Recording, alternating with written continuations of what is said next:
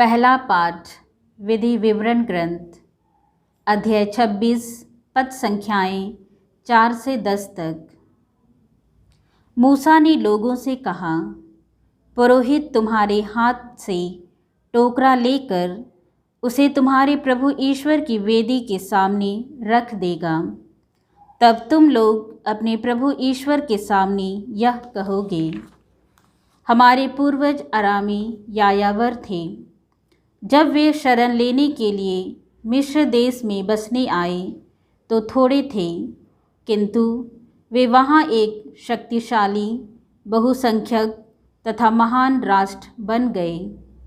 मिस्र के लोग हमें सताने, हम पर अत्याचार करने और हमको कठोर बेगार में लगाने लगे। तब हमने प्रभु की, अपने पूर्वजों के ईश्वर की पुकार की। प्रभु ने हमारी दुर्गति, दुख तकलीफ तथा हम पर किया जाने वाला अत्याचार देखकर हमारी पुकार सुन ली। आतंक फैलाकर और चिन्ह तथा चमत्कार दिखाकर प्रभु ने अपने बाहुबल से हमें मिस्र से निकाल लिया। उसने हमें यहाँ लाकर यह देश, जहाँ दूध और मधु की नदियाँ बहती है, दे दिया। हे प्रभु, तूने मुझे जो भूमि दी है उसकी फसल के प्रथम फल मैं तुझे चढ़ा रहा हूँ।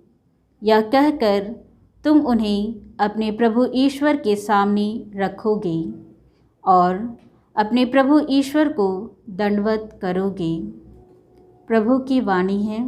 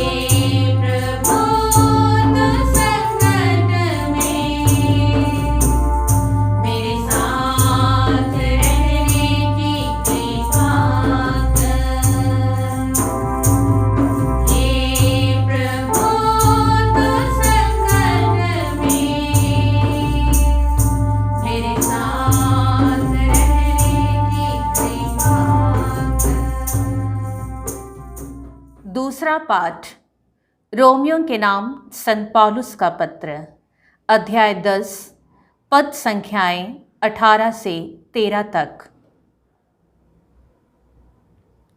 धर्मग्रंथ कहता है, वचन तुम्हारे पास ही है और तुम्हारे मुख में और तुम्हारे हृदय में है।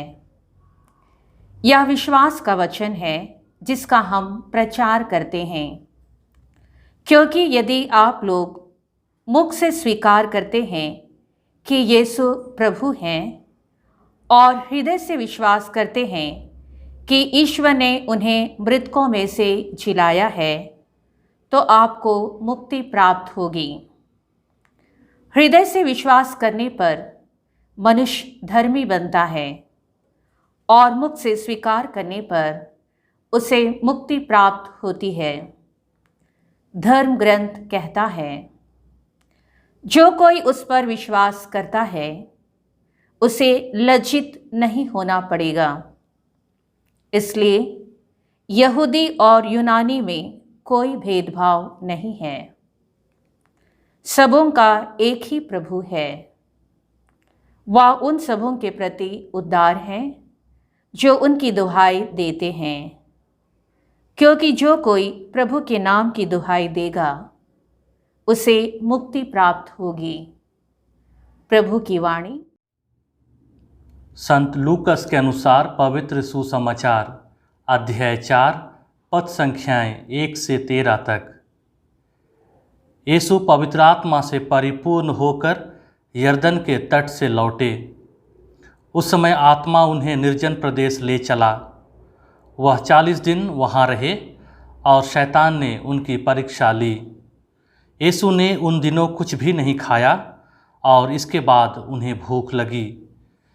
तब शैतान ने उनसे कहा, यदि आप ईश्वर के पुत्र हों तो इस पत्थर से कह दीजिए कि यह रोटी बन जाए। परंतु यीशु ने उत्तर दिया, लिखा है, मनुष्य रोटी से ही नहीं जीता है। फिर शैतान उन्हें ऊपर उठा ले गया और क्षण भर में संसार के सभी राज्य दिखाकर बोला, मैं आपको इन सभी राज्यों का अधिकार और इनका वैभव दे दूंगा। यह सब मुझे मिल गया है और मैं जिसे चाहूँ उसे दे सकता हूँ। यदि आप मेरी आराधना करें तो यह सब आपको मिल जाएगा। पर यीशु ने उसे उत्तर दिया, लिखा है, अपने प्रभु ईश्वर की आराधना करो और केवल उसी की सेवा करो। तब शैतान ने उन्हें यरूशलेम ले जाकर मंदिर के शिखर पर खड़ा कर दिया और कहा, यदि आप ईश्वर के पुत्र हो तो यहाँ से नीचे कूद जाइए, क्योंकि लिखा है, तुम्हारे विषय में वह अपने दूतों को आदेश देगा कि वे तुम्हारी रक्षा करें और वे तुम्हें अपने हाथों पर संभाल लेंगे कि कहीं तुम्हारे पैरों को पत्थर से चोट न लगे। यीशु ने उत्तर दिया, यह भी कहा है, अपने प्रभु ईश्वर की परीक्षा मत करो। इस तरह सब प्रकार की परीक्षा लेने के बाद शैतान निश्चित समय पर लौटने के लिए यीशु के पास से चला गया। प्रभु का सुसमाचार। मसीह में दुलारे माता पिताओं, भाइयों बहनों और प्यारे बच्चों, संसार के प्रारंभ से ही प्रलोभन और परीक्षा मनुष्य के जीवन के अभिन्न अंग रहे हैं। इसलिए प्रभु ने कहा कि प्रलोभन अनिवार्य है, यह हमारे जीवन में आना निश्चित है। प्रलोभन वह स्थिति है जब मनुष्य दो ताकतों के बीच विपरीत दिशाओं में खींचा जाता है, एक अच्छी और दूसरी बुरी। ईश्वर चाहते हैं कि मनुष्य प्रलोभन के समय स्वतंत्र रूप से ईश्वर के पक्ष में खड़े होने का निर्णय लें। इसके लिए ईश्वर ने मनुष्य को विवेक दिया है। मनुष्य की हमेशा से ही एक कमजोरी रही है कि वह ईश्वर के पक्ष में खड़ा होने का निर्णय लेने में असफल रहा है। प्यारे भाइयों और बहनों, आपने प्रभु के वचनों को ध्यान से सुना होगा। यीशु को भी शैतान ने नहीं छोड़ा, उन्हें भी प्रलोभन का सामना करना पड़ा। जब तक यीशु दुनिया में कार्य करते रहे, उनके जीवन में प्रलोभन आते रहे।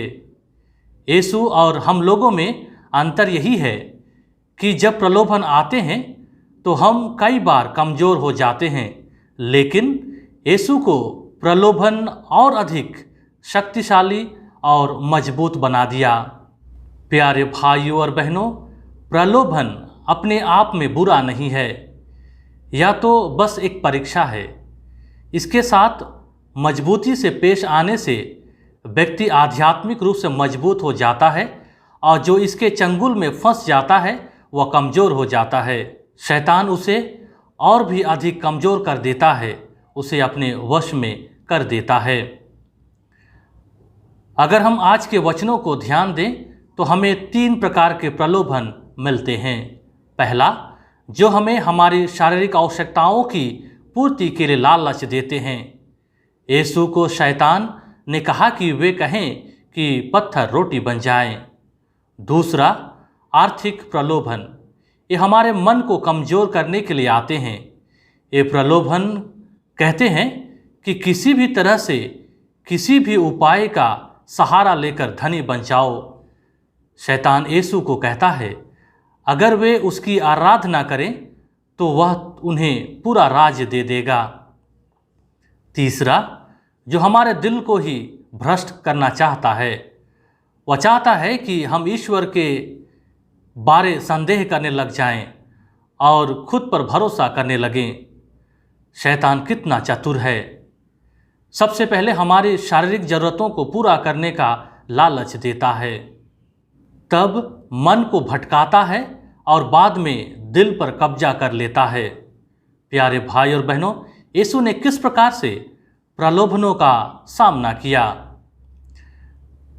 पहले प्रलोभन में यीशु का जवाब कितना अच्छा था। उन्होंने कहा, मनुष्य सिर्फ रोटी से ही नहीं जीता है, अर्थात शारीरिक भूख की तृप्ति के लिए वह परमेश्वर को नाराज नहीं करेगा।